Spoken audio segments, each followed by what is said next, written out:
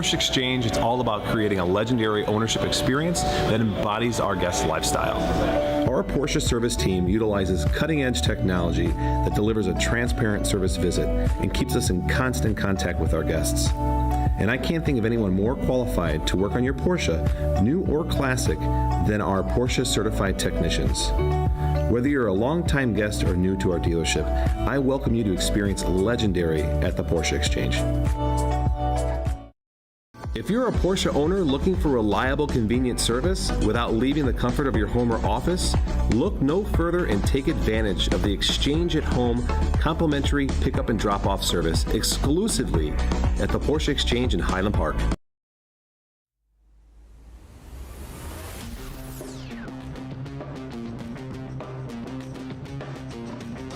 For the first time in Series 10, we'll be back in the same car as one of the previous events. Much like last time we saw the GT3R, it's at a long, fast track. But while Road America didn't have as many extended corners, Spa is chock full of them. Will the downforce of these machines make it tough to stay close to your rivals? We'll find out soon as we get ready to watch the PCA Sim Racing Series 10 Sport Class live here on Podium Esports. Hi, I'm Joe Peak, and with me in the booth tonight is DJ Clark. Cameron Abenon is on social media, with Ryan Bauer producing while using cameras provided by Dougie Beard. But before we get to the racing, Series 10 is brought to you by the Porsche Exchange, which has been family owned and operated for over 40 years. Located on the North Shore of Chicago, the Porsche Exchange has grown to be the largest volume Porsche dealer in the entire Midwest. Along the way, they've won the Porsche Premier Dealership Award for many years in a row and has been chosen to be one of the few Porsche exclusive manufacturer dealerships in the entire country. Find out more at 4Porsche.com or follow them at Porsche Exchange on Instagram. Also, Six Sigma Sim Racing is proud to announce the Season 10 Clean Driver Award. One driver in each PCA Sim Racing class will win a Six Sigma Sim Racing $250 merchandise gift certificate. This goes to whoever earns the fewest incident points and license penalty points from their best 6 races this season. For more information, head to sixsigmasimracing.com. That's the number 6, sigmasimracing.com. So here we are at Spa, DJ, and this is definitely one of those that is often touted as one of the greatest in the world, and it still challenges people to this day. Very much so, Joe. When you talk about the pantheon of great racing tracks, you have to include Spa-Francorchamps in that. Plenty of high-speed corners around here. Of course, the big ones, Eau Rouge, Blanchimont, Pouhon, those corners that are going to absolutely catch you out. And then tricky slow-speed corners as well. The chicane of Lecombe going down into Ravage, and especially La Source and the bus stop as you bring your way around here. Watch for a lot of drivers to struggle around here tonight. We've been hearing some reports that the setup that everyone is using runs a little bit of a higher rake than drivers are used to, and so that is allowing for a little bit of instability coming through the very, very fast corners, and so there's going to be a lot of lifting through that area potentially. But one thing is for certain, Joe, when you come to Spa, you're going to be in store for a great race. Yes, and well, this race is well into the season, but Daniel Nix is topping it right now with very consistent results, including 2 wins, both at VIR and Suzuka, but he's been struggling a bit today. We'll see if he can make it a hat trick and hold on to that points lead, because he's only got 3 points over J.R. Gregory. Now, Gregory does not have the same to fall back on that Daniel Nix does. He's got 2 zeros because he's missed 2 of the races. He hasn't been around since Road America. And then it's just a bit of a short hop down there to Lee Binkley, who could definitely get involved. As you can see, with the number of points that they earn, it's going to be easy for this to swap around. So even though he's back by about 30-some points, this still could change hands after today. As we're going to watch Daniel Nix, who currently sits in 7th place, and right now he is heading up into Stavelot and getting ready to have one of the more important exits on the track, DJ, the lead down to Blanchimont.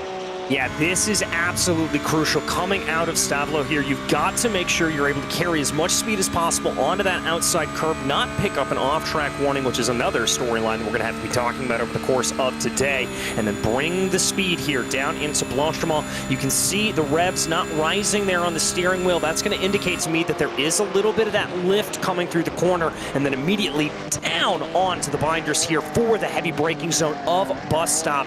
That's going to be a crucial overtaking zone on this circuit. Watch for more than a few double wide to go through there.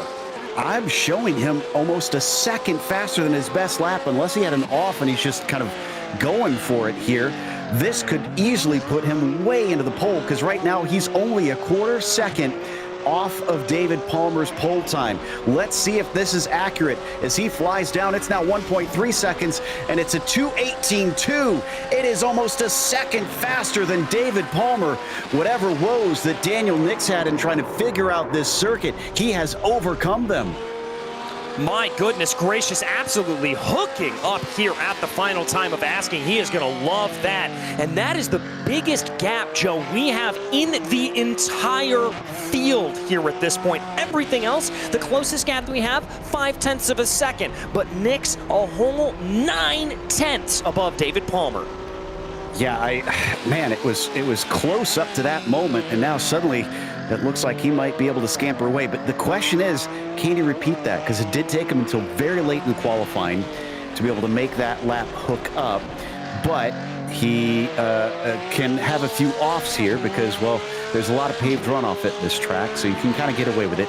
Only to an extent. We do have incident limits here, as we see Jordan Daniels across the line, not able to improve that time, it seems, with that 2:20.5. Their incident limit is at 17, and then they'll get a drive-through penalty.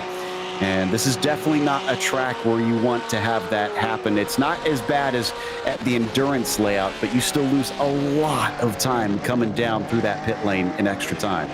Yeah, you really and truly do, Joe, and so you want to avoid that if at all possible. You don't want to pick up those incidents. You don't want to pick up those slowdowns. You want to try to give yourself as best a position as possible here, because while overtaking is very, very feasible, it can take a lot if you lose the draft to try to gain back up to the rest of the field. Costas, though, coming down to the line here at this moment, the number 27, trying to see what they are going to be able to do as they're going to cross over the line here, and that's not going to be an improvement. No, it will not. We're running out of time. Checkered flag is out, so everybody on their flyer trying to finish it up. Charlie Boyer going to be the next one, and it's going to be tight on if he can improve on this 9th place.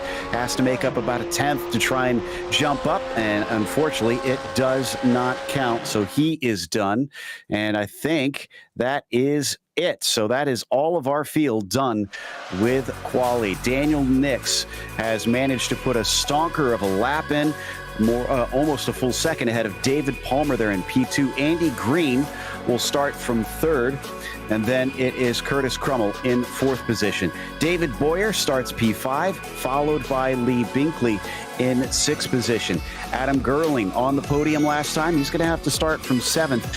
He'll have John Gibson to his outside. Charlie Boyer will be 9th, and then Ken Eskridge rounds out your top 10. DJ?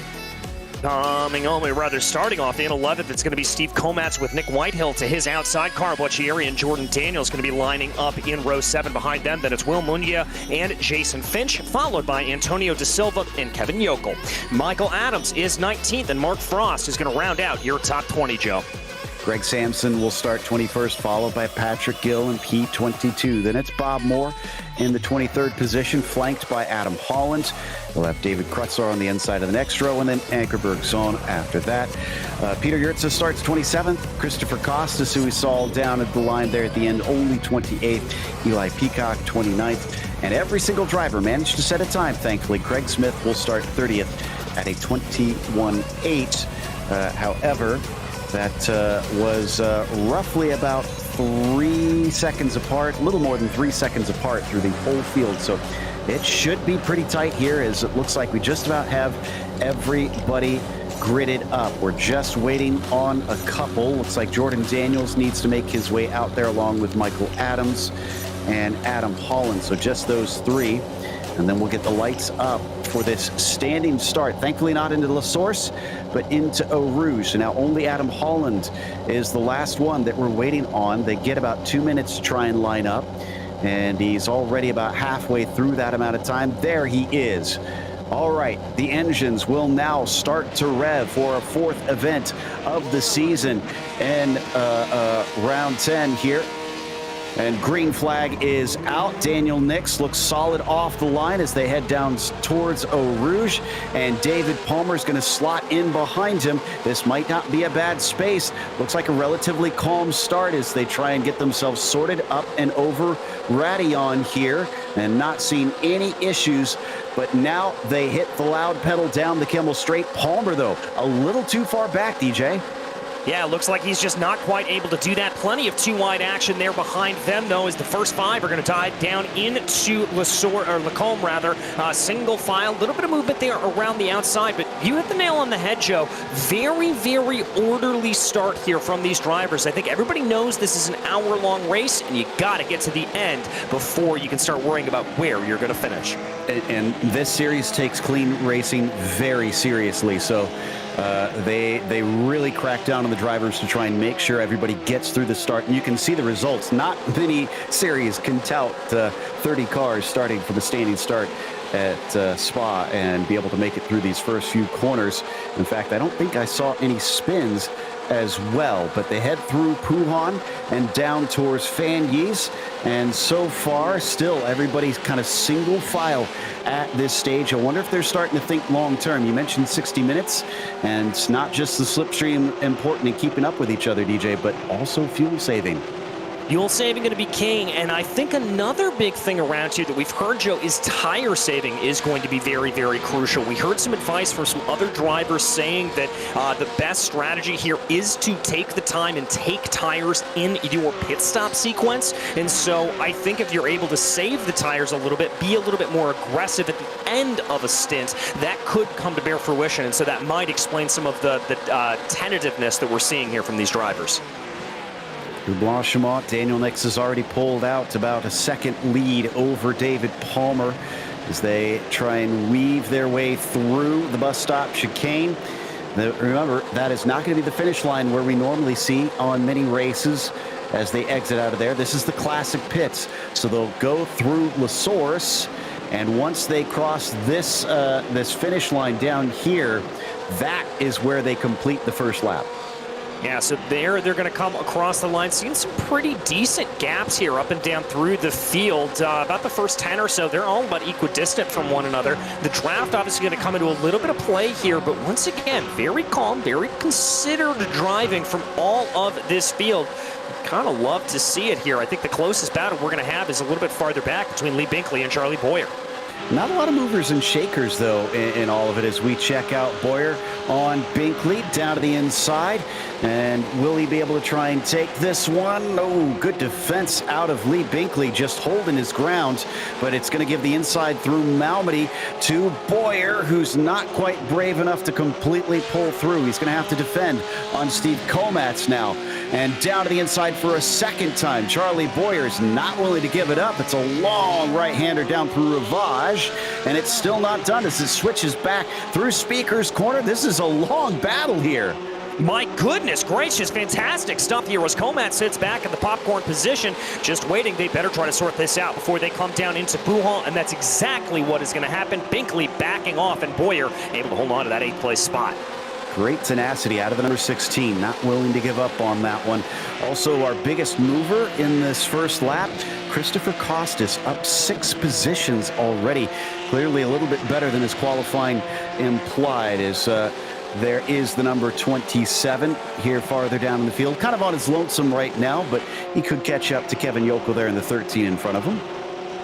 Yeah, there's still plenty of time to have the race play out as we jump on board with Mungia here. He got a great run coming out of Stablo. Going to dive down to the inside there of the number 80 machine of Carl Boccieri. And this is going to set up a side-by-side. Now, remember, Blanchimont's going to be very, very sketchy for these drivers. And there, you see the right thing from that 907. Backing off there, trying to set up that pass later on down in the lap. Too early for heroics like that, I think, as we come back to our leaders, and Nix leads Palmer only by 0.4 of a second. So it looks like David has managed to get that back underneath himself, because remember, it was almost a full second at the end of the first lap. So not sure if there was a mistake from Daniel, or if or if David really is that much faster now that he's got the tires up to temperature. By the way, we did have an off in Blanchimont. Looks like Greg Sampson, unfortunately, had a snap of oversteer and hit the wall. As there, we saw a little bit of side-by-side between Boyer and Gerling, I believe, as they were able to sort that out a little bit. And Gerling, the big loser out of it, he had to lift. But up at the front of the field, Nick's now under a little bit of pressure here from Palmer. Palmer poking his nose to the inside. And that kind of worked there, Joe. That was a bad entry from Daniel Nix. I think he bit a little bit on that defensive line. I was kind of curious what we would get if Nix would just scamper away from everybody with the pace he showed in qualifying, or if this would be a true battle. And it's looking like we're getting the battle, which is good for the neutral viewer here who wants to see a nice fight for the win, at least at this early stage of the race. There's still plenty left to go. But I will say, it looks like, DJ, look at the distance between themselves and Crummell. He has dropped. Yeah, really has. I noticed that as well. 2 seconds here between them and the 41, so that is a lot of time to go. The good thing for Crummell, though, is he also has about a 2.5-second gap back to Andy Green, who was able to get by Charlie Boyer on that last lap going down into La Source. So he'll have a little bit of breathing room if he wants to try to push a little bit more and get ahead and not have to worry about anybody coming up behind him. Indeed. So, Daniel's here on board as we look back from 16th position. Was a little bit wide there. He's got something of a train forming. That's Antonio Da Silva, Jason Finch, and Mark Frost behind him currently. And they're going to now exit out of Stavelo down towards the long stretch that leads into Blanchimont. Oh, we got to go back to the leaders. It's looking mighty close, and Palmer's trying to threaten. Late defense from Nix, just try to cover off that entry into the chicane. Oh, and behind them, something's happened to Andy Green. I think he got it wrong coming through Blanchimont, Joe. I just saw that car spear off into the inside of the track. The second driver, I think, that has had trouble with Blanchimont, and that was costly because he was in the top 10 as wide goes Nix. Palmer looking to the inside, coming out of La Source. Doesn't quite get the drive that Nix does coming off that hairpin, and he's going to cut down across to stay ahead. But if Palmer can withstand the dirty air, he could try and make the pass down the Kimmel Straight. Let's see what this holds. Oh, he kept his foot in it there. Here comes the pass indeed. It looks like Nix is going to go defensive down to the driver's right, and that's going to send Palmer trying to come around the long way. We've seen what can happen here. If he's able to hold this through Lacombe, he may be able to get it to play coming down into Malmedy. Later on the binders, though, is Daniel Nix. That's going to put the 15 ahead. Now the 72 gets the advantage here through the right-hander, tries to feed out Nix a little bit more, and Nix backs off. Wow, impressive from Palmer. Dropped off early in the race, and now suddenly he's back into it. Let's take a look at the replay of Andy Green, though. And I think this may have just been a little bit of oversteer as he came through from what I could tell on the replay. And yep, that thing just did not want to grip on the rear. No, it certainly didn't, and it doesn't look like that there was any touching of the grass or touching of the curbs to come in there to really unsettle that car. I think that's frankly just what we heard these drivers talking about, that if you try to get a little bit too greedy into these corners, remember, fixed setup here, so everybody's running the same thing, that high rake concept that they are running right now, really and truly just not conducive to those super high-speed corners. Watching Ken Eskridge, who currently sits 9th in the points here, back by a little less than 100 points from our leader. Still very doable to try and catch back up on that. He's being chased by Carl Boccieri, though, who's got a bit of a group in tow with him. That looks like Will Munguia, Nick Whitehill, and Michael Adams that's behind him. In fact, Will gets a fantastic run in the 907. Does he dare try and stick his nose in up into Blanchimont? Doesn't have the crossover. No, he's going to back out of it. Yeah, I think that's probably a good call there for him, although there's another little battle starting to pop up behind them with Whitehill and Adams, as you said earlier, Joe. And there it looks like that's going to be a big move down to the inside for the 56. But again, backing out of it, it really looking like here at this point, Joe, the storyline of this race is just being cautious. I'm really getting a sense of not wanting to make errors from a lot of these drivers. Ooh, big send down to the inside, though, from Michael Adams. Can he make it stick off the corner, though? No. Seems that wide exit off of La Source is just the place to be if you can manage to get the throttle down. And Nick Whitehill is going to be able to streak back up into that 13th position. Another bite of the apple, though, for the 56 if he wants it, because he's going to get a big toe down the Kimmel straight. This worked out for Palmer a little bit earlier. Will it do the same for Michael Adams? A look to the inside with a sort of half-hearted defense from Nick Whitehill. And as they break for the chicane, inside of the first apex, going to go to Adams. He doesn't have the job done, but now he does out of the second apex. Yeah, very nicely held there for Adams. He knew that that track was going to be able to flick back to him, and so he just held it around the outside. Very, very heads-up play. The question here, I think, is now for me, Jordan Daniels, seeing all of that happen in front of him, is he going to be able to take advantage of a little bit of a falling Nick Whitehill? Looks like Bob Moore is going to be our first unlucky victim of the black flags here, but it's not for incident limits. He got into a bit of a tussle with Adam Holland and got spun around, unfortunately. So he's been given a penalty for that one, so he'll have to visit pit lane here in a moment. Still looking at Palmer. And now the tables have turned. It was Nix who was about a second ahead at the first lap, and now it's Palmer who has gapped him to that degree. Yeah, Palmer's really putting out a good gap here at this point, and Nix, in turn, has been able to pull out a gap here on Curtis Crummell, and so I think that means we're seeing the top of this field start to separate a little bit, and crucially, yes, they're going to be out of the draft range, but they're also going to be out of that dirty air, Joe, and that's going to help those cars as they come through these high-speed corners. Last time, Will was not willing to risk it. This time, he is, and managed to get fully past Carl Boccieri to grab 11th place, so nice job to the 907 up there just outside of the top 10. Not close enough that we'll see pit stops at this stage, and if they do, it won't be until out of La Source that we'll see them enter in. We're watching David Boyer in P5 on Charlie Boyer just in front of him, and he's not quite close enough to try and sneak that one up the inside of La Source. That's Adam Gerling behind them, Lee Binkley and John Gibson in what looks to be a 5-car battle. Yeah, they're going to come down the hill here through Eau Rouge, bringing their way up through the top of Radial right now. Little bit of dancing there in front for the O2 machine, and that could be just enough to have Binkley be under attack here from John Gibson, and they're going to be in a straight drag race now coming down into Lacombe. He's going to have to do it around the outside. He breaks pretty darn deep, and he's able to chop down to the apex. Nice move by John Gibson in the appropriately numbered 911 machine. So that'll get him 7th place. He lost a little time up to Gerling in front of him with that exchange, but not enough that I think he's going to lose complete touch with these guys.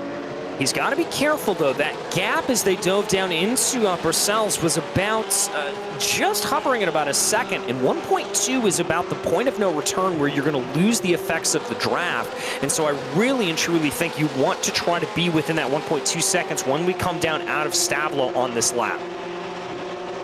Got a bit of a battle brewing as well for 12th place. Boccieri can't seem to escape the pressure from behind because it was Will Munguia not long ago. Now it is Michael Adams who is dispatched with Nick Whitehill last lap. As they come into Fan Yeast, not quite close enough to try anything at this stage. A little off the apex, though, once again from Boccieri, not seeming to thrive here in Belgium. No, just doesn't exactly seem to really have a good sense of it. And that may be a little bit of this setup. Again, from what we understand, it's the high-speed, low downforce stock setup that is being used. And it's one of the things that makes Spa such a fantastic and fascinating circuit, Joe, is that, yes, this is a super high-speed power track, but some of these corners require a lot of precision and a lot of very, very tough tacticality that you need a little bit of downforce to be able to make work, as there's a big move up to the inside. Whitehill wanted that position back, but he's not going to have it. Adams will retain that 13th position as they fly onto the traditional front stretch here, but he's going to have to try and set him up out of La Source. Let's see if he can get himself a good exit. We've seen some great passes down the Kimmel Straight just by getting yourself a mega run off the hairpin. And that could very well do it as the lime green machine behind Boccieri just stalking behind, trying to give a little bit of a gap here, because this is one of the tricky parts about coming over this section of the track, Joe, is you actually don't want to be right up behind that rear wing of the car in front of you. You want to try to time your run a little bit, coming up and over Radion and onto the Kemmel Straight. It's a little bit like super speedway racing, as it were. Not close enough that time. Down into the corner, so Adams will have to hold back and try again later, although he took a little look there into Malmedy. Back to Mark Frost at the back of this group, though. That's Jordan Daniels just in front of us. Frost definitely one of the bigger movers. He's managed to gain 4 in this race. There's only a small handful of drivers who have gotten more positions in these first 7 laps. Yeah, and that goes to show that there are places to be gained. There are places to be had here at this point. It's just a matter of being able to apply the pressure where you need, because that's the biggest thing that I've noticed here at this point, Joe, is drivers are really and truly trying to push here a little bit, but we're not seeing all that much of aggressiveness when it comes to the passing. And I think it's a little bit more of drivers being concerned and just trying to get to the end. On board with Ken Eskridge here. He's the only driver in the top 10 that has 0 incidents so far. Well, and he is exactly in 10th place right now. This is going to be a hard one to minimize those incidents because of that paved runoff and everybody trying to put this one right up to the limit and use every little bit of the track that they can. This is actually Steve Komatz in front of him. So that is for position. That's for 9th place. Behind him, that's Will Mungia getting it wrong and into the wall for the 907. He gets it pointed back forward, and he doesn't have a black and orange flag, so he should be able to carry on. But it's probably a little too early for pit stops here at this stage. So I wonder if he might have to suffer through this damage just to try to get to the pits before he can take his fast repair. Yeah, I think he may have to, although that was some pretty hefty damage on the front and rear of the cars. Right on board with Daniel Nix, getting a little bit squirrely there, coming over the crest of Radion. But look at what he's been able to do, Joe. Not too many laps ago, this gap between himself and Palmer was up at a full second. Nix now starting to respond a little bit, starting to close back in. The pace here out of this number 15 is a little bit puzzling. It just seems to ebb and flow a little bit, and I'm not really sure why. Well, I mean, that kind of lines up with what we saw in qualifying, where he just suddenly pulled out an amazing lap, and maybe that's what follows through into the races. He just can't seem to keep it consistent enough that he could try and stay ahead of Palmer, and Palmer might have just a little bit more of the flow of this place. But we'll see as the race goes on. It could be that Daniel Nix starts to get it sussed out a little bit. They are back up to about 2 seconds ahead of Curtis Krimmel. They were caught by him when they initially battled each other, but his threat to these two has definitely fallen away. Back to that fight between the likes of Adams and Boccieri for 11th position. And Adams continuing to apply a severe amount of pressure to that 80 car. Yeah, really just putting on the pressure here at this point. We haven't seen him be too aggressive with a move. For example, you can send a move there down into Fanjes if you want to try to do it. But he's just trying to see if he can elicit an error out of Boccieri. And at this point, Joe, I think that's a little bit of a mistake. I think you need to start getting aggressive because Boccieri's got a 2-second gap up to Ken Eskridge ahead of him. And if Adams isn't careful, he's going to find himself unable to work his way into the top 10. Yeah, I got to think being in that dirty air is going to eat up those tires, so he's probably going to have to do something soon here. Let's see. Ooh, that was a pretty good run coming through Blanchimont. If he's aggressive down into the chicane, he could try it, but he decides not to and holds back in line. He'll get another bite of things here coming to La Source, and this might be a talking point. We saw that at the club race last week as well, DJ, where there was that fight for the win all the way to the last lap through the bus stop and into La Source. Yeah, and really and truly just trying to be able to put yourself into position. That is what it is all about on a track like Spa. You don't need to make the big move too early on. You just need to have yourself in position to be able to make that big move when the checkered flag comes out. So we watch him drive up and over the hill of Raidillon here at this point. Let's see if there's enough of a run here for Michael Adams to actually get anything to play. I don't think there is. I think he's going to stay in line. Takes just a little bit of a peek, but yeah, I'm with you. I think that was more just trying to get into the mirrors of Carl at this stage and not a serious pass attempt. But he's been hovering around there. I'm sure if he finds any whiff of an opportunity, he's going to be pouncing on that so that he can eventually get by. Also doesn't probably like Nick Whitehill that close behind him as well. And if he can put some distance to that other green car, he could get himself a little bit safer. Apparently, Carl Boccieri is one of the few other drivers that has a 0X in this race right now. So the 80 doing a good job taking care of his machine, even if he can't seem to be as fast as some of his fellow competitors. Yeah, and he's going to lose a little bit of time here as here comes a move from Adams down to the inside of the right-hander of Fani. He's going to see if he can get that to play, but the track is going to come back to favor Boccieri here at the left-hander. And at that time of asking, not enough to do it. Almost a little bit of a wide run there for Adams. Nick Whitehill is absolutely loving to see this as he is now fully fledged and into this conversation. Okay, I'm impressed there because I thought that Carl was going to have to give up the position as Daniel Nix is back on Palmer, but he goes a little deep down into the bus stop chicane. In fact, it looks like he's slow now, and Curtis Crummell has caught up to the back of him. Yeah, he really outbraked himself there down into the corner and actually prevented Palmer from being able to move off the racing line as he almost came to a complete stop there at that point. I think we may have had, we've had a big issue coming down through Blanchimont as well. John Gibson and Antonio De Silva, 2 cars off into the barriers. Gibson going to return to the track. Almost looked like De Silva could have gotten an unsafe rejoin there.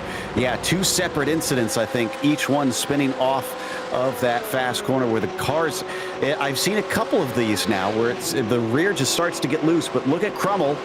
He is going to try and take advantage of this now that he sees an opening. Daniel Nix goes defensive into Lacombe, and he's going to try and defend. As around the outside, I thought maybe he could be able to fire it through, but no dice. Curtis will have to stay in third. Yeah, I thought he was going to have that as well, but clearly just did not play out the way he wanted to. Let's watch the replay here. Going back, this is that incident with John Gibson and De Silva. Gibson, by the way, is now down into pit lane. So this is coming through Blanchimont. Again, just that oversteer there, the rear end of the car wanting to break away on him. And I've got a sneaking suspicion right now that Antonio De Silva was just a little bit of a hapless passenger to the spinning John Gibson. No. Yeah, it's just his own thing, unless you count maybe a bit of target fixation or something when he came around the corner. And then, yeah, this is the rejoin I was talking about where I don't know if I like that one. Yeah, I'm not sure I'm a big fan of that as well. That may be something the stewards want to take a look at. But credit here to De Silva. He's carrying on, like we've seen with a couple other drivers, some moderate damage to the front and rear of that car that's really going to affect him under high speeds and affect his cornering through some of these fast corners like Blanchimont and Eau Rouge and Raidillon. Well, down the hill they plunge once again. They're in the 23 machine. Craig Smith just trying to get as good of a finish as he can. 6 positions up right now. Michael Adams actually has 2 better on him. Up 8 positions currently. But nice climb from Craig, who started this literally from last on the field. Oh, and speaking of, here we go. Michael Adams trying to make it 9 positions up, but Carl Boccieri putting on a pretty solid defense. Yeah, and what's particularly interesting about this line, and I've been watching him here for a minute, Joe, is it's almost like he's not looking in his rearview mirror whatsoever. He's not running what we would traditionally call a defensive line. He's just running the standard racing line and saying, okay, Michael, you want to get by me, you're going to have to work for this. I'm not going to give you an opportunity by sending you around the outside, by sending you the long way around the track. I'm just going to drive the way I want to. And Adams, at this point, has been unable to get the job done. So kudos here to Carl. Yeah, this has been an impressive run from him. And will it finally come to an end on that battle? Because here comes Adams. This is the best opportunity we've seen in some time. He's given the inside. Carl, yeah, not really worrying himself about that car, trying to defend. And this time he gets through. Carl gets demoted to 11th. Nick Whitehill immediately rocks up behind him. Will we see Adams start to run away? I've got to think we will here, Joe. As I take a look at the fastest lap times, his fastest lap is about 1/10 of a second faster than Carl Buccieri's. And indeed, on the last lap, looked like he had about 4 or 5/10 of a second more speed. So I think Adams is just going to scamper off into the distance here. Just taking a look at the lap times here between Palmer and Nix. And Palmer is still at about 2.5 seconds ahead, but he is catching some lap traffic now because Bob Moore had his penalty, so he won't go by anybody anytime soon, I assume. Yeah, you can see it's such a long track that that's it for about half the circuit, really, before he gets up to the 911 of John Gibson. And David's actually getting on the radio to Bob, letting him know that he is approaching and probably making sure in case he didn't see those blue flags that the leaders are coming along. Yeah, and it looks like there the Bob's just going to get off to the side of the track, lift out of the throttle a little bit, and let him go on. That's a good heads-up play there from Bob Moore. He recognizes that he's not in a fight. He's just trying to get to the end of this race and might as well let these leaders on by. Good sportsmanship there from Bob Moore. So he's not really racing much of anybody at this point. Might as well just let them by at a nice, easy position. And Palmer carries on. Nix cuts it down to about 2.1 seconds, so he's regained some of that time. Don't think we really saw Palmer held up by that traffic, so I think that is legitimate and not just a bit of the lapping cars slowing him up. Just trying to find and see where Palmer is on the points. Yeah, he's not been having a good season up to this point, with a couple what looks like really bad days that I assume to be either DNFs or some hard wrecks that cost him, and then a 250-point finish at Suzuka, which is okay-ish, but certainly nothing like a win. No, certainly not. And for Palmer here, this may just be a situation where it is driver and track coming together. Spa is one of those circuits that when you find the groove, you sort of find the secrets in this Belgian countryside, you are going to be absolutely lightning quick. It takes a lot to unlock it, but if you put in the time, you can really rock it away here. Nix is making it back up. It's down to 1.8. So he's chipping away. It's just going to take him a bit to make up for the lost time. And he's kind of bringing Krummel along. I wonder, or he was, did Krummel just have a mistake? No, that's a lap car, excuse me. That's what I was confused there. Bob Moore is behind him. I thought that he was bringing along Curtis Krummel, but he's left him behind. So pardon me on that. Looks like Daniel Nix, like you were saying earlier, just a bit confused on pace. Just can't seem to make those laps be as consistently quick as he would like. Yeah, he is gonna have to try to just get this together. I am wondering with Nix if this is a matter of just short run pace versus long run pace. If he's able to hook this up over one lap but just can't put this down consistently, that'll come back to bite you. That's not the way to win races. You have got to be consistent, and it's frankly better to be about 0.2 off the pace, but consistently 0.2 off the pace than vacillate wildly. Ooh. The driver, I know we've given a lot of screen time already. Michael Adams has already caught up to Ken Eskridge now. And Jordan Daniels, did he just have a problem there heading into the bus stop? Because I thought I saw somebody fall down the order. Let's see if he has an issue here. He's on the braking. Just a little bit too much speed. Yeah, the rear end of the car just didn't want to comply there, and it whipped around on him. Lucky he's able to get it back under control. But Joe, it looks like we may have the first of our takers down into pit lane. Will Mungia coming on down into the pits here on lap 13. I kind of anticipated this being the case because, like I said earlier, Will had to have gotten some damage from that contact with the wall. So he's probably going to take his spare car, get back out there, and see what he can do. Meanwhile, it's down to 1.3 seconds. So these last couple laps, Daniel Nix, 20.3 and a 20.1. Palmer, 20.8 and a 20.6. Consistently, at least these last two, to be able to work on that gap and make it something of a fight up for the front. Also, Ankerberg Zona is down in the pit lane.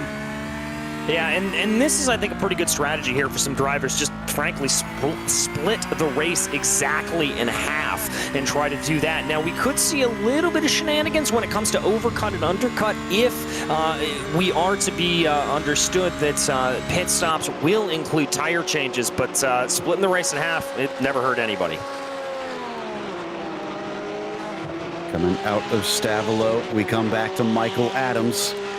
Ken Eskridge still riding in 9th place, up to the top 10 here for that 56 car. What a phenomenal job that he's been doing.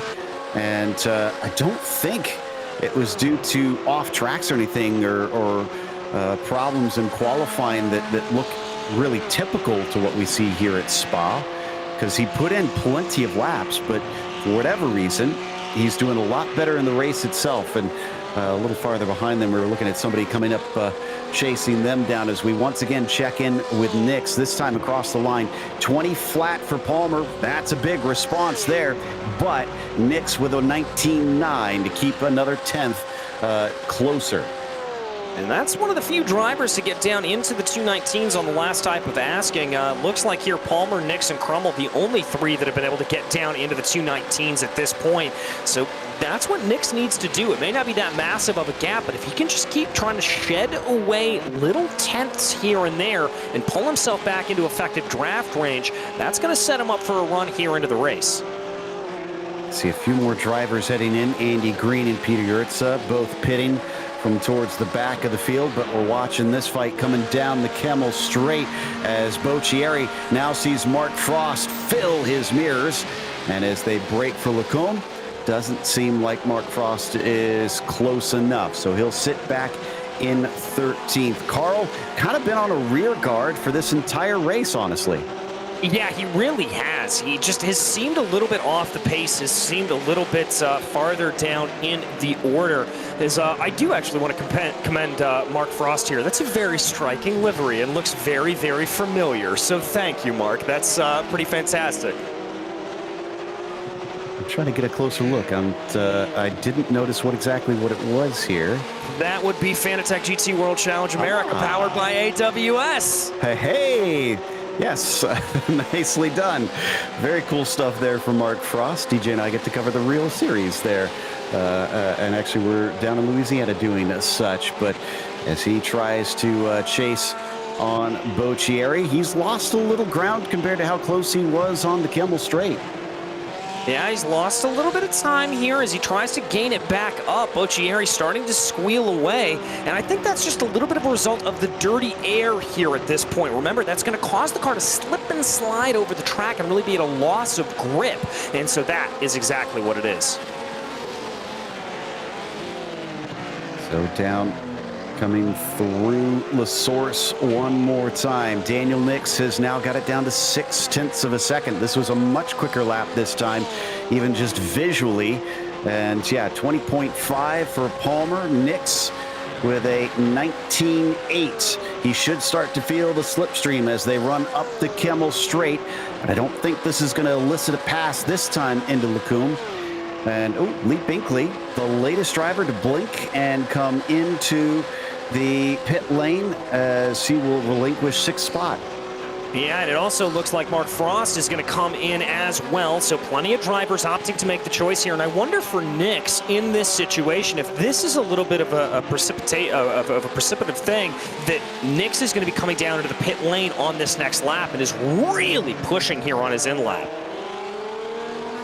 Frost is in, Costas pits. Greg Sampson is the highest driver to have taken his pit stop so far. I think Binkley will now take that role. Yep, he is coming out of pit lane already.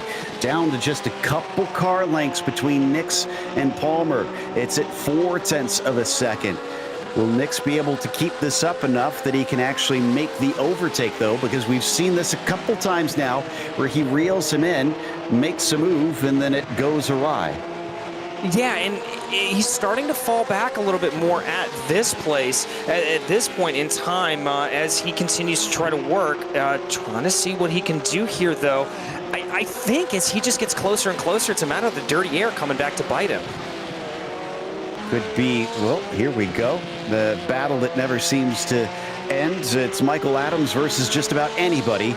And Steve Komatz is the next on his list as he gets him to go a little bit defensive. Down to the inside through the second part of Stavelo. This is a single file corner, but he's going to take that apex away. Nicely done by the 56 to now take 12 positions.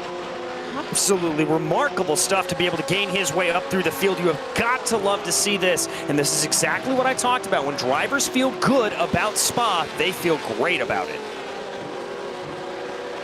Okay, so obviously he's gotten a position from Binkley. I don't think, was Frost ahead of him? I don't think so. So that only one position really that Michael Adams has inherited through the pit stops. This could theoretically be about an 8th place right now for him. Regardless, I feel like Adams so far is starting to elicit the drive of the race from me. Just incredible stuff is behind him. Thought I saw someone aim towards pit entry. Yep, Nick Whitehill going to be visiting.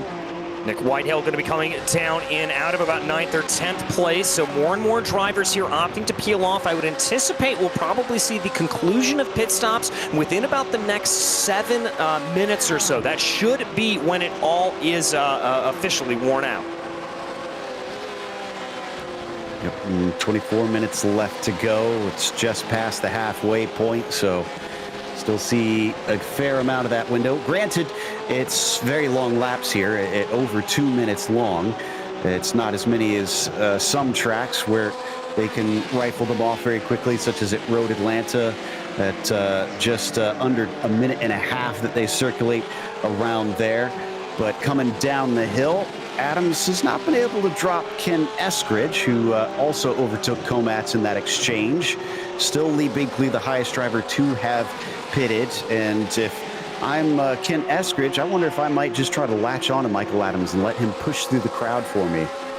Yeah, that's not a bad strategy here for this point as they run. I kind of like it, frankly, for him. With as good as Adams is, if you're able to hold on to the back of him, maybe even pick up a few moves as you go along. There is the field, which is now a little bit more spread out, but Palmer still has quite a ways to get up to Will Mungia, who's actually also taken a pit stop. So hence why he is close to being overtaken or lapped by these drivers. A lot closer for Nix down through the bus stop as we came back from that graphic, but he wasn't trying to make a move. Oh, and Palmer goes defensive just as Nix got on the radio to let him know that he's pitting in. Interesting, and here both of them are going to come down in. Nix really trying to gain some time back into that last part of the lap. I don't know if it's Nix trying to gain time or Palmer was, I think, a little too timid to try and charge the cones. And I think he gave up a lot there. He might rue that one a little bit. Yeah, I think he might as well. We may not see necessarily them swap over positions in the pit stall, as both of them are able to come to a rest in the pits, and both of them are taking tires. We'll have to see. The other thing that's crucial here is because Nix qualified on pole, he is in front of Palmer in the pit stop. By the way, Crummell is now up in the lead, having inherited that, but he still needs to make his pit stop as they exit out. Oh, it's close, and Nix is going to be able to go by him. Palmer a little bit slow after the cones. Oh my goodness! What is happening here at this moment as things are really coming to play? And that's not a small gap, Joe. He's able to get on the lap pedal and pull about 1.2 seconds away. Yeah, I went back on board and listened, and he just didn't get off the pit limiter until way after the cones had ended. So Palmer, they're actually kind of lucky because they were slightly in contact with one another, so they were able to ghost through. Otherwise, that would have been a massive accident exiting pit lane. Yeah, it would have been absolutely brutal there for them. As we take a look a little bit farther back in the field here at this point, Adam Gerling and David Boyer right now in a little bit of a fight. This is second place right now, but neither of these drivers have come down into pit lane. Yeah, David's been having a nice, quiet race for the most part. He was fighting with the other Boyer, Charlie, for a little bit. Right now, trying to keep up with Adam Gerling. I think he should be about 5th or 6th place once the pit stop cycle through. So, yes, he's on the podium currently, but David Boyer has to pay the piper and take some fuel as well as some tires, because apparently they're not gripping as he goes way wide out of Blanchimont. Yeah, very, very wide, and that's going to cost him a little bit of time here. Palmer, though, still trying to keep up behind. He's been able to get that gap down to about 0.8 of a second, so that's a good run for Palmer. He just needs to stay within that striking distance. Let's see who pits in. Curtis Crummel's approaching the pit entry now, and yep, he is coming down to take his service. As this is Nix, our theoretical leader at this stage in the number 15. Heading down into the bus stop chicane, should inherit it once he goes by Crummel, Gerling, and David Boyer, who are all coming in. Yeah, Michael Adams pitting, so maybe this is the end of the pit window here. Yeah, I certainly think it is. Jordan Daniels does look like he's going to be staying out, as is David Krutzler. So two drivers have been able to make it an extra lap at this point. Just Jordan Daniels, as Krutzler has come down into pit lane. But Nix and Palmer are going to be coming out here. Oh, Crummel's already out and going. Here we go. Ooh, did he save enough fuel? This is going to be tight. I think they're still going to be able to get him. Yep, they zip on by, but here comes David Palmer. He's got a great run on Daniel Nix. Can he make up for the loss of the lead coming out of pit lane? That mistake may have been costly at the time, but the slipstream is helping him try to fight back. He gives a big look, but he's too far behind. Yeah, too far behind, and I wonder there if Crummel, who now is going to be 3.5 seconds behind, I did kind of forget a little bit about that run coming up the hill and how much speed that Nix and Palmer were going to be carrying. But I do wonder if maybe Crummel lurking there behind caused Palmer to have a little bits of a thought. Also want to just say that it looks like Nick Whitehill just set the fastest lap of the race at the last time of asking with the 2:19.69. Also, I think that Ankerberg Zona, who recently got a penalty, is driving a very unusual car right now. I don't know if we could get pictures on the 248, and if it looks exactly like on our director's screen as it does mine, trying to do his best Back to the Future impersonation. I'm not an expert wheel guy, Joe, but I don't think that's how that right front is supposed to go. Is that camber legal? Do we know? If it's legal, I want to have a word with the series organizers. Yeah. So unfortunately, I was not able to find the incident that gave him the black flag. I'm going to assume that this tire is related, though. And look at how bad that thing is crabbing. He's definitely going to have to come in and take his spare car. But Palmer still not able to go by Nix for the lead. Or what will be the lead. They're currently second and third, and Jordan Daniels now coming towards the pit lane. So we'll see how the drivers do once they get that back. And yep, he's looks like Daniels is going to be able to come in now. All right, so that is going to be the entirety of the field coming down to pit lane. The only question marks are going to be Greg Sampson, who did come down on lap 1, and then it looks like John Gibson came in on lap 9. That's a very, very early pit stop for him. I'm not sure if either of them would be able to make it to the end. So I did find what happened with Anker. He spun at Radion and then tried to return when it wasn't safe. So unfortunately, I think he ended the day for Will Munguia, who is probably going to want to forget this one. Yeah, I think so as well. And you just have those days sometimes. It can be certainly a tough break for him to be able to have that to happen. And he's going to have to move on and focus on down the road. So far, we've only lost Will and Jason Finch. I think Ankerberg Zone probably will try and return as long as he hasn't used his spare car. No, excuse me, he has used it. So maybe Anker is going to be our latest retirement, because that's going to be a lot of work to get that corner of the car completely replaced. Meanwhile, back to Michael Adams. I was trying to speculate where he'd wind up, and it looks like 8th is the answer. Up 11 spots, and that is Ken Eskridge behind him, who I imagine at some point would like to try and take that spot back. Yeah, I've got to imagine he's going to want to do that here at this point as well. But Eskridge just trying to put some good pressure here, but Adams has just been so quick here today. I'm not sure if he's going to be able to do it, frankly. Yeah, Adams has certainly been full of it and ready to fight at any opportunity. And clean, too. That's the thing. As we've watched him make pass after pass, I've never really seen anything sketchy. It's always been very smart moves, using his pace where he can. Yeah, he's made those high percentage moves. He's done it in a very heads-up way and in a way that has allowed him to rise through the field without putting himself at unnecessary risk. But a bad run there through Campus and Stavlo, and now that car 56 looking very, very twitchy, and Ken Eskridge says, thank you very much, let's have a race. But this is going to be side-by-side up towards Blanchimont.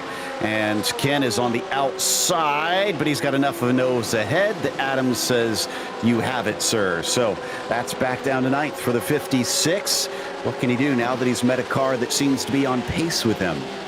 Well, we will have to find out, as we've got a good battle here going with about 15 minutes left to go in the race.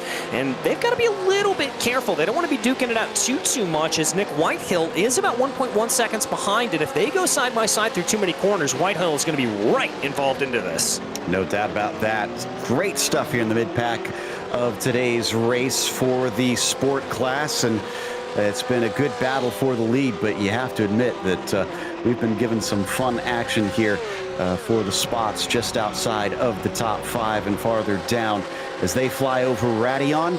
Great run from Eskridge. Not only has he passed Adams, but man, he's put himself out of range.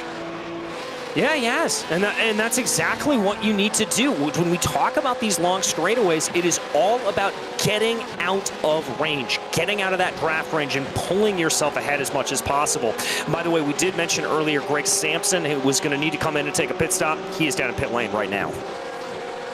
Looks like Carl Boccieri has had some sort of issue because he's in 21st, and I'm trying to see what exactly it was. We've got a replay here. Was he our latest victim for Blanchimont? Yeah, he is, and just an exact carbon copy of all the other spins we've seen there.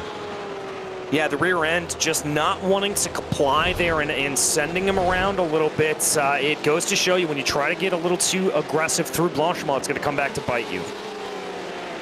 So taking a look at Adams, we probably want to stay here because this is definitely the closer battle. But I just want to report, Nix is pulled to about 1.5 seconds ahead of David Palmer. I'm starting to get the feeling that Nix is getting a little bit more comfortable at this track, and that's really bad news for the 72. Yeah, very bad news indeed, as if Nix has been able to get into that consistency. As I take a look here, Joe, his last lap was a 19.88. That's only about 0.07 of a second off of his best time here today. So he's clearly getting into the run, but as our director just told us, he may have a different problem altogether. Yeah, we're showing 11 incidents. Remember, it's 17 when they get the penalty. And the reason this is important, if he does wind up in a close battle, a car-to-car contact is 4 incident points. That basically sits him at 1 if that happens. So he really can't afford it. A spin is worth 2. Off tracks are worth 1. So at this stage, while we've got, let's see, probably about 5 laps left, that means he can only afford less than 1 each per lap, 1 off per lap. That he can try to bring this one home with the win without being penalized. So he's got to be on his P's and Q's for these final few laps. Also, David Boyer going to be able to overtake Lee Binkley, I think, for 6th position. Yep, and that was pretty much as easy as you please. Just a good draft coming down the Kemmel straight. Saw Boyer be able to pull off to the inside and get that move done. That's going to move David up into P6.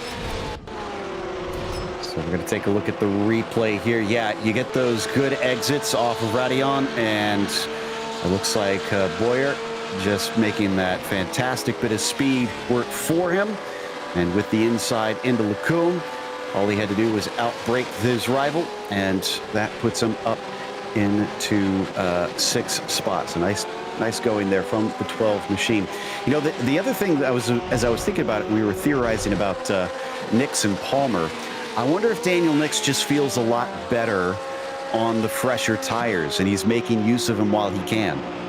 Very well could be. The one caveat I'm going to give to that, Joe, is he's got to be a little bit careful, because when we started this race, we were at about 96, 97 degrees Fahrenheit out on track.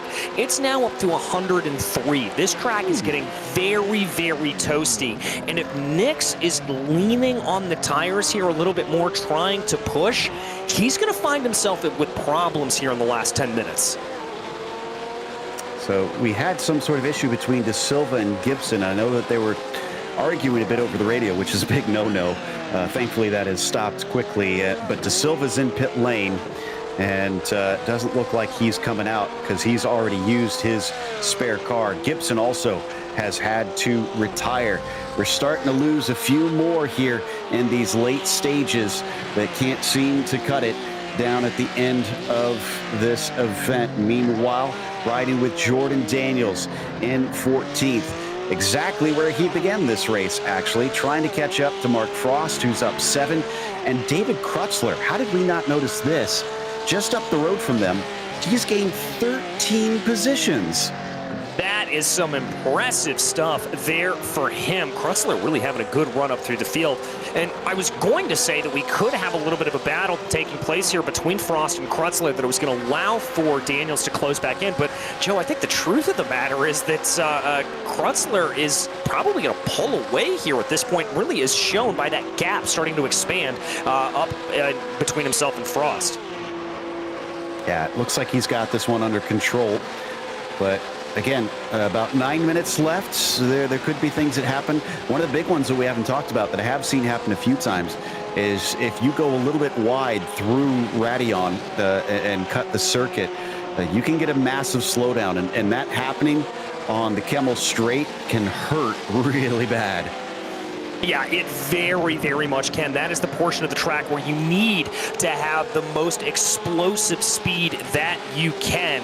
So he's going to have to be a little bit careful about that to make sure that he's able to go for it. But here comes a little bit of a move, a little bit of a crossover, a little bit of a back and forth. Daniels and Frost duking it out, coming down into Poohall. I think Frost gave that one up. Didn't like the run through the corner. Just decided better not to fight that one, so lets Daniels on by. Frost is still up 6, so he's still sitting pretty in this race and looking at a good finish. Maybe just wants to consolidate that since this is going to be event 4 of the season and doesn't need to throw away a decent one. Let's see, where is our leaders now? Looks like Nick's coming up to La Source, and in fact, look at the gap there between himself and Palmer. There it is on the screen visually now. 2.5 seconds between the 15 and the 72. He continues to grow it every lap. Yeah, and crucially here, he is down. Well, that one was a little bit slower there. That was a 26.3 for Nix, but he continues to be faster than Palmer, and that's what he needs to do to be able to keep things going. Just keep that cool consistency and make sure those incidents stay under control. So if I'm seeing it right, we're 4 laps to go at this stage. Not much longer. Nix has had a bit of an up and down one, but he has certainly bounced back from his bigger woes. Michael Adams has bounced not just back, he has bounced way beyond maybe I'm sure what he even anticipated here. Up 10 spots, but he wants this one back from Ken Eskridge, who he overtook earlier but can't seem to keep down. It just can't get away from him here at this point. Adams going to be on the charge to try to take a little bit of a peek there down into the right-hander, but that's not going to work as now they plunge down the hill into Purcell's. Little bit of a look there from Michael Adams, just trying to scare Eskridge off the line a little bit. Yeah, he's doing what he can, but Ken's looked just as cool of a customer as Michael so far in this race, so this will be a hard one for both of them. I don't think either nut's going to crack very easily. And the drivers, as they come down through Puhan, does look like Michael's been able to hold in that dirty air quite well, which is going to serve him. Again, it's fixed setups, so everybody on the same thing out here. Whoa, and there's a big mistake from Ken Eskridge right there as suddenly Adams catches up in a hurry. Yeah, that was just, I think, a little bit of understeer picked up coming down through Fanye's, that he just tried to pull that car a little bit out and had to, frankly, get off the throttle to make sure he wasn't going to go off into the kitty litter. A little bit unfortunate there for Adams. He wasn't able to take advantage, as now it looks like Eskridge has been able to get everything back up under him. Is going to be pushing ahead here at this point. Yeah, no doubt he's going to try and guard this with his life here in these last few laps. Not many other close battles. I know we've been giving Michael a lot of screen time here, but pretty much everything has drifted apart from each other. Charlie Boyer and Adam Gerling are within a second, but I think that's the only other one besides Krutzler and Daniels that is within a second of each other.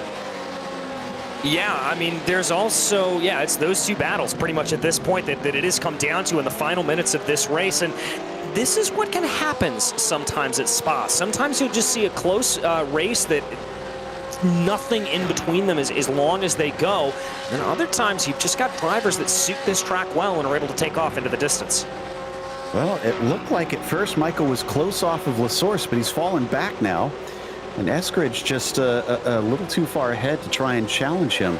So thought we'd see maybe a pass attempt into LeCun, but no dice on this one. That's Lee Binkley in the red, white, and blue in front of them.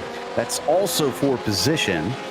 Have they been faster these last couple laps? A 21.1 for Lee, 20.8. Yeah, they're kind of pulling him in. This could be a three-way fight. Well, we'll see if they can catch him, because there was a big look down to the inside of Rivage from Michael Adams. If they start going side by side, they will not be catching that 0-2. No, they will not. If you're Adams here at this point, you want to make this move as quickly as possible to get Eskridge dispatched and then be able to move your eyes up ahead. But with under 4 minutes left to go, it's going to be a pretty tall order. Oh, now he's where he wants to be. This is what he was looking for, trying to get underneath that rear wing and just become a threat at every corner. We watch from Ken Eskridge, and not only is he a threat, he's actually going for moves. Thankfully, he was given enough space that he could get out of that one, but just about made contact. Yeah, just about made contact, but this is the time of the race where the gloves need to come off from Michael Adams. We've talked earlier about how he has been the sort of considerate overtaker and has been very, very good in taking high percentage moves. We've got roughly, as the leaders are still coming to the line right now, I'm going to say probably about 2 laps to go at the line, and so it's now or never time. Yeah, I think you should be right. It'll be a little close, but should be enough to be able to predict. And yep, it's going to be 2 to go as Daniel crosses the line. So popsicle sticks for the number 15. As beside him, that was Bob Moore, just going to get out of the way. I think parking the car.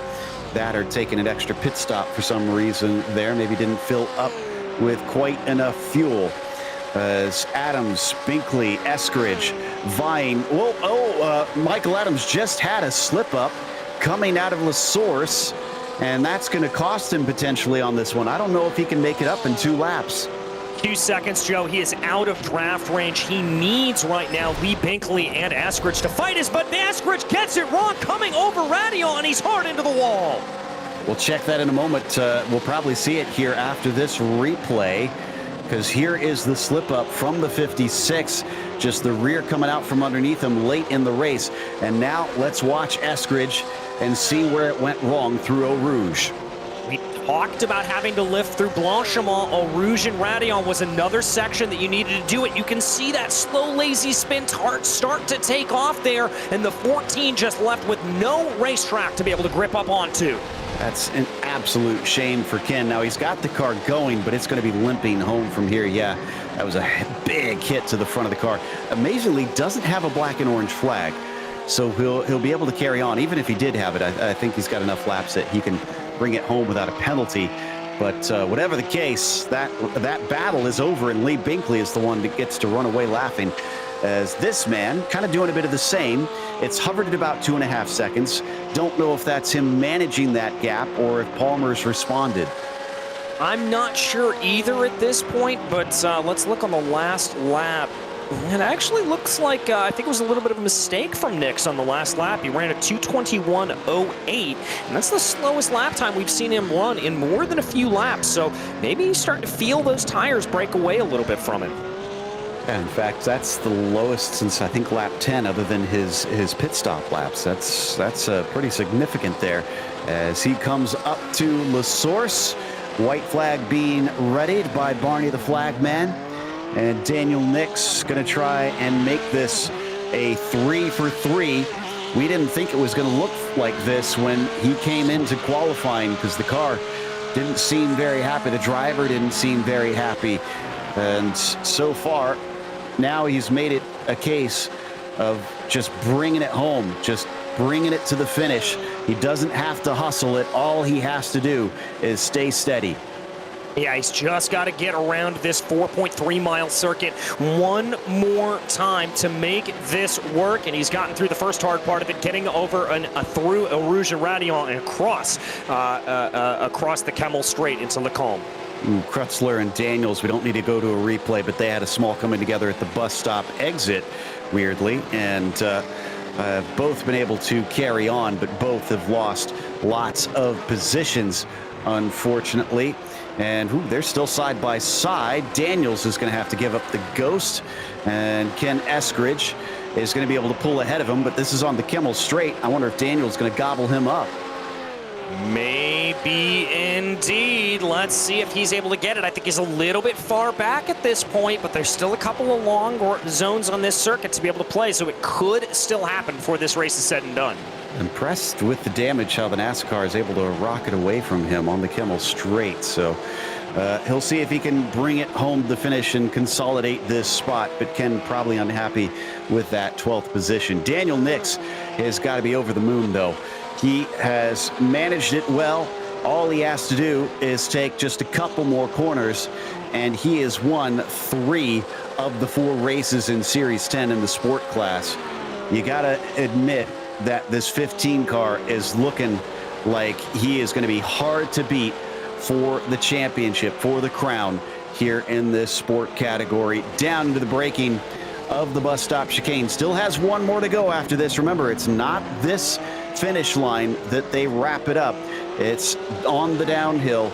Let's watch the webcam to see the celebrations as he approaches La Source hairpin, still at a handy 2 seconds ahead of David Palmer. David gave it him best, and I think it's going to be the best finish that we've seen from the 72, but it's not enough to steal the win away from Daniel Nix, who celebrates a triple threat. A 1, 2, 3 races in the books, 3 wins for Daniel Nix, and you can see the excitement there on the face of that driver. I love being able to see that. I think he had to overcome some demons on that one. He was proud of that win. And David Krutzler apparently getting the black flag there at the very end for some of that incident. As we come out of the bus stop, nice little fight here. This is for 11th spot. That's Mark Frost at the front of the train. Yeah, Frost leaving Ken Eskridge, Jordan Daniels, and Kevin Yokel here as they come down into the corner. Let's see if that number 14 is going to be able to get the run off of the line to be able to hold off Daniels. I think they've got it as they're about equidistant coming to the checkered. Yep, nobody going to be able to change places there. And for Krutzler, he tries to serve the penalty, but unfortunately, I don't think that's going to work for him because it's the last lap. So he's going to lose spots as well as being served the time penalty here. And not seeing anybody able to battle a little bit farther down. So I think that is it for all of our positions that are up for grabs. Let's head to a quick break. We'll come back with the unofficial results as well as driver interviews, so stick around.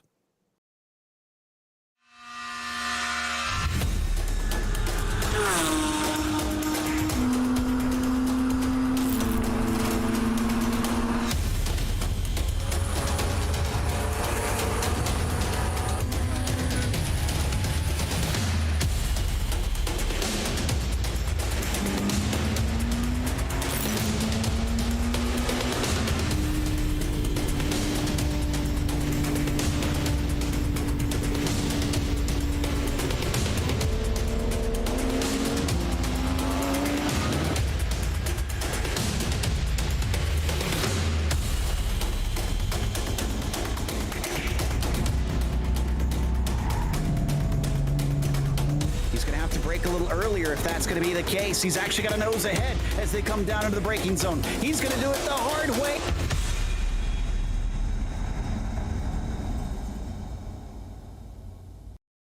If you're a Porsche owner looking for reliable, convenient service without leaving the comfort of your home or office, look no further and take advantage of the Exchange at Home complimentary pickup and drop-off service exclusively at the Porsche Exchange in Highland Park.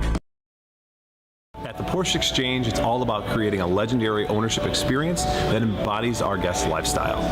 Our Porsche service team utilizes cutting-edge technology that delivers a transparent service visit and keeps us in constant contact with our guests. And I can't think of anyone more qualified to work on your Porsche, new or classic, than our Porsche certified technicians. Whether you're a longtime guest or new to our dealership, I welcome you to experience legendary at the Porsche Exchange.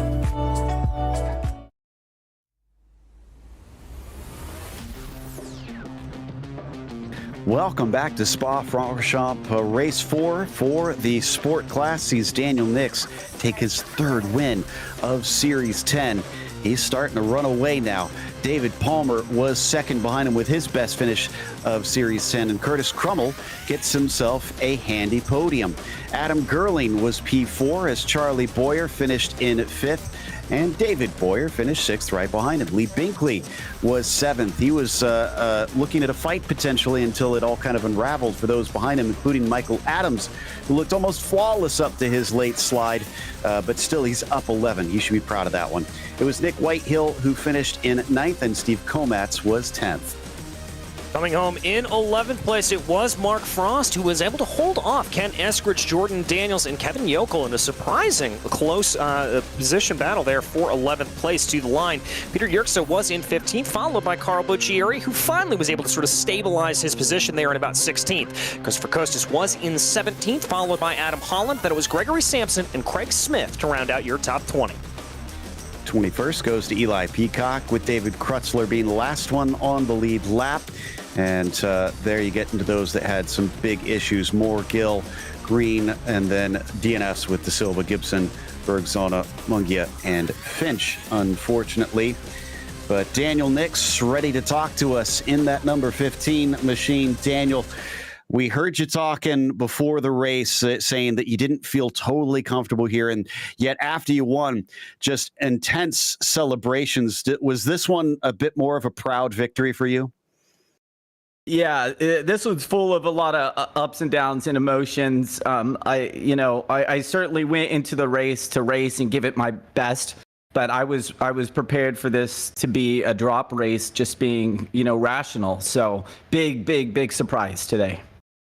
Now, the one thing that also caught our eye, 0.9 of a second faster in qualifying. Where the heck did that come from?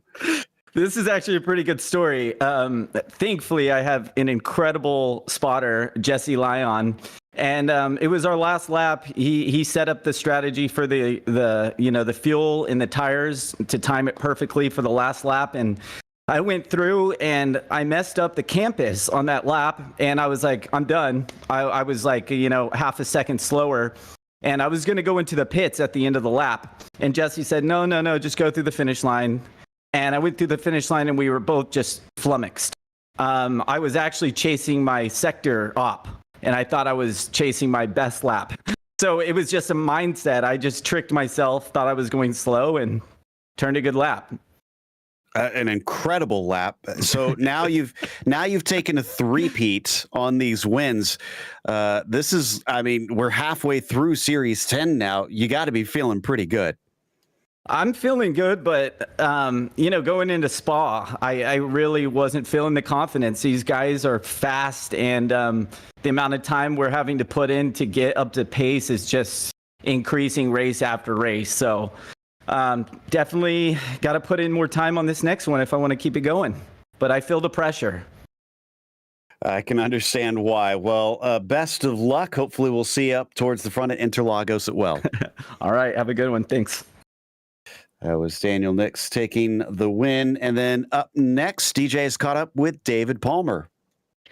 I have indeed, David. A good run there out for you today, and it looked like tantalizingly close. A little bit of a back and forth there with the winner, Daniel Nix.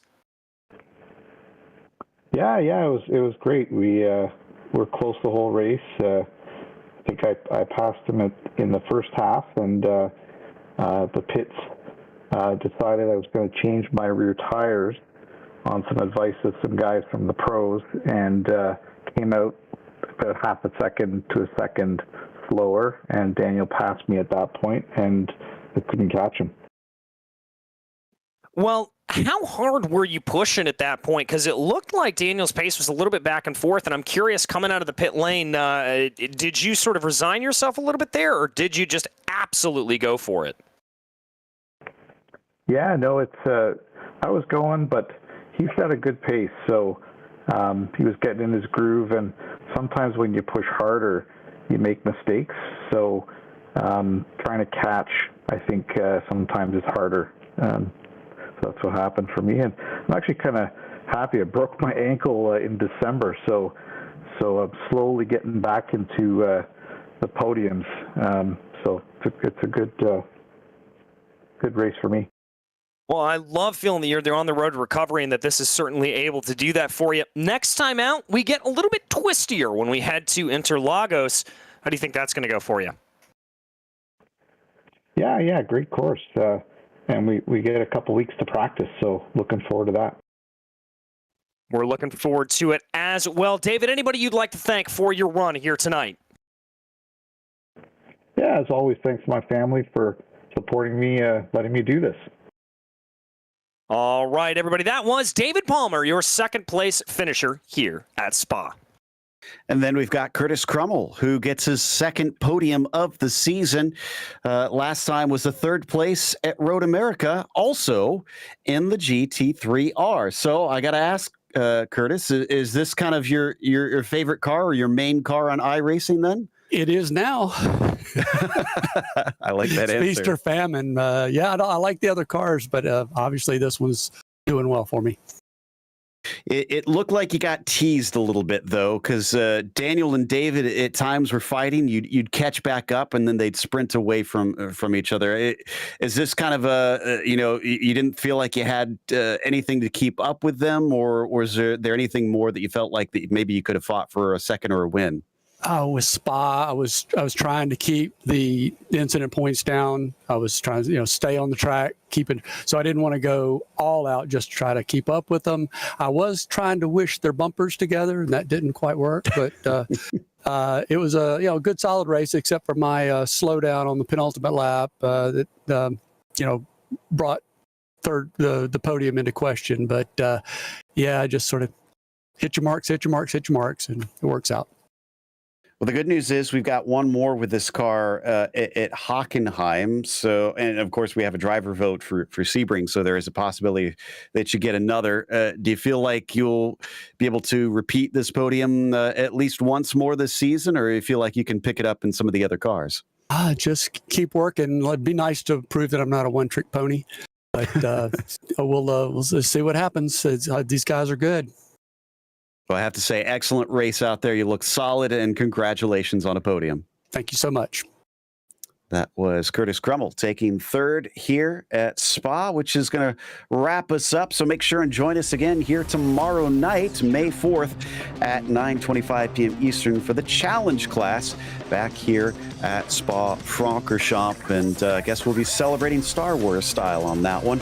We'd like to thank our sponsors for Series 10. That includes the Porsche Exchange and Six Sigma Sim Racing. Big thanks to the steering committee at PCA Sim Racing, and a huge thanks to our team tonight, DJ, Ryan, Cameron, and Dougie. Also, none of this is possible without those behind the scenes at Podium Esports, Ryan Bauer, Gary Sexton, and John Theodore. Thank you so much for watching tonight's broadcast of PCA Sim Racing. I'm Joe Peak, and I'll see you on the track.